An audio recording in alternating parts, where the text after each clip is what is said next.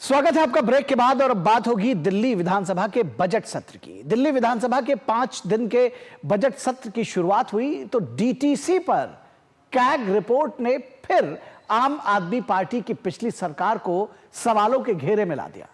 दरअसल इसको बीजेपी ने भ्रष्टाचार का पुलिंदा बताया है। कहा है कि एक बार फिर से आम आदमी पार्टी जो भ्रष्टाचार में जिस तरह से घिरी हुई वो साफ नजर में आया। रिपोर्ट में वित्तीय प्रबंधन से जुड़ी गड़बड़ियां, बस सेवाओं की खराब स्थिति, यात्री सुविधाओं की भारी कमी और इससे जुड़े पर्यावरण के प्रभावों पर चिंता जताई गई है। कैग रिपोर्ट के मुताबिक 2015-16 में डीटीसी का कुल घाटा 25,300 करोड़ रुपए से बढ़कर 2021-22 में 60,750 करोड़ रुपए हो गया। तो इस स्थिति के आप सोच सकते हैं कि दरअसल किस तरह से इसको चलाया गया होगा। देखिए ये रिपोर्ट। इसी पर कैग रिपोर्ट, आप पर एक और चोट। दिल्ली विधानसभा का 5 दिवसीय बजट सत्र सोमवार को खीर समारोह के साथ शुरू हुआ। मुख्यमंत्री रेखा गुप्ता 27 साल बाद दिल्ली में भाजपा सरकार का पहला बजट पेश करेंगी। वित्त मंत्रालय का प्रभार सीएम रेखा गुप्ता के पास ही है। व्यवसायी, ऑटो चालक, शिक्षक, वकील, डॉक्टर समेत विविध पृष्ठभूमियों के लोगों को खीर पर आमंत्रित किया गया। भाजपा विधायक सतीश उपाध्याय ने मुख्यमंत्री को शुभकामनाएं देते हुए कहा कि बजट दिल्ली के लिए प्रगति का संदेश है। दिल्ली की मुख्यमंत्री रेखा गुप्ता ने बजट सत्र से पहले अपने मंत्रिमंडल को खीर खिलाकर मुंह मीठा कराया। ये सरकार का नहीं, दिल्ली की जनता का बजट है, दिल्ली के हित में, और विकसित दिल्ली का नया विजन अब यहाँ से शुरू होगा। 11 साल से जो दिल्ली का हाल बेहाल हुआ था उसको ठीक करने के लिए एक प्रयास होगा। तो निश्चित रूप से ये बजट दिल्ली को बुलेट ट्रेन की गति से आगे बढ़ाने वाला बजट होगा। इस बीच बजट सत्र के पहले दिन डीटीसी के कामकाज पर मुख्यमंत्री रेखा गुप्ता ने कैग रिपोर्ट पेश की।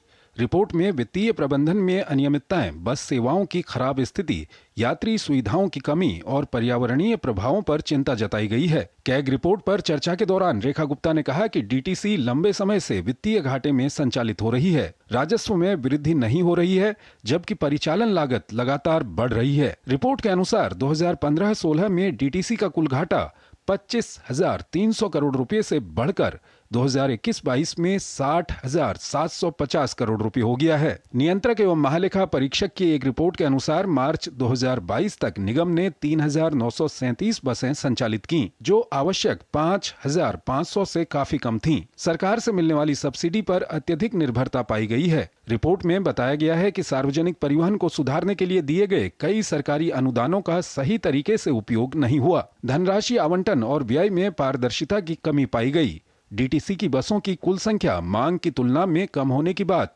रिपोर्ट में कही गई है। वहीं कई बसें निर्धारित अवधि के बाद भी चल रही हैं।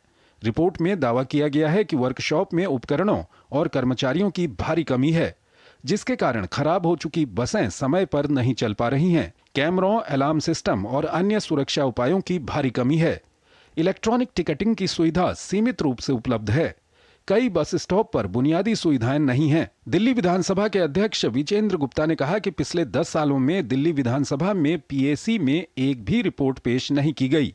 तत्कालीन विधानसभा की पीएसी या कमेटी ऑन गवर्नमेंट अंडरटेकिंग कमेटियों ने पिछले 10 वर्षों के दौरान कोई भी रिपोर्ट प्रस्तुत नहीं की। दिल्ली विधानसभा में बजट सत्र के पहले दिन आम आदमी पार्टी के विधायकों ने नियम 280 के तहत चर्चा के दौरान अपने एक विधायक का नाम न लेने के विधानसभा अध्यक्ष विजेंद्र गुप्ता के फैसले के विरोध में सदन से बहिर्गमन किया। गिरीश निशाना, डीडी न्यूज, दिल्ली।